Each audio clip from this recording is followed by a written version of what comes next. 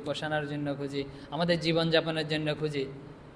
তো মহারাজ বলছেন যে বলছে আমরা এরকম পরিবেশ না, কীরকম, যে এরকম পরিবেশ কেউ কখনো পাবে না। আমি এরকম কাজে যদি আমার সবাই এরকম সাহায্য করে, বলছে এরকম হবে না। বলছে কীরকম তাহলে হবে?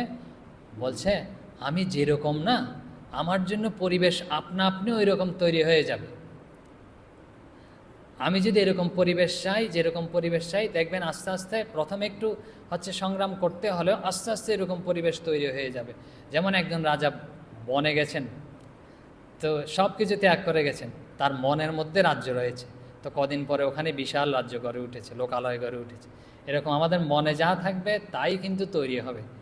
তো এই জন্য যে আমরা যে বলছেন এরকম স্থানে আসন করবে, এর পরিবেশ প্রধানত হচ্ছে মনের ব্যাপার। তারপরে আসছি, তারপরে কি বিষয়, বলে অনেকেই জিজ্ঞেস করে যে কোন দিকে হয়ে বসলে সুবিধা, যে পূজার সময়, ধ্যানের সময়।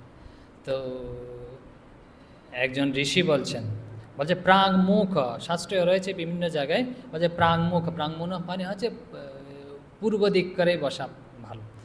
তো বিভিন্ন জায়গায় রয়েছে পূর্ব বা উত্তর মুখে হয়ে বসা ভালো। এটা রাজা মহারাজের ঘটনা বলি, যে স্বামী ব্রহ্মানন্দ মহারাজ তখন তিনি বেলুর মঠে রয়েছেন। তখন আমাদের এসব ঘটনা বললে পরিষ্কার হয়ে যায় বিষয়গুলো। তিনি বেলুর মঠে রয়েছেন, তো যাচ্ছেন হেঁটে, তো বেলতলায় একজন ব্রহ্মচারী বসে না এরকম ধ্যান করছে।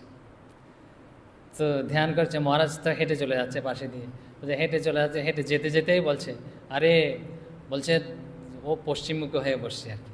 বলছে যখন আল্লাহ নাম জপ করবি না তখন পশ্চিমমুখী হয়ে বসবে, তো এখন হচ্ছে পূর্ব অথবা উত্তরমুখী হয়ে বস। তো এরকম যে পূর্ব উত্তরমুখী হয়ে বসার জন্য শাস্ত্র বলছেন, যে আর মহারাজগণ বলেছেন। যে আমরা একটা প্রশ্ন করতে পারি, যে শাস্ত্র বলেছেন বলেই কি আমরা সব মেনে নেব? যে এরকম মহারাজটা বলেছেন বলেই কি আমরা সব মেনে নেব? যে একটু তো আজকাল বিজ্ঞান সম্মত যুক্তি হলে না সবাই খুব রসালো মনে করে। কিন্তু একটা কথা আমরা বলে রাখছি মাঝখানে, স্বামীজি বলেছেন, স্বামী বিবেকানন্দ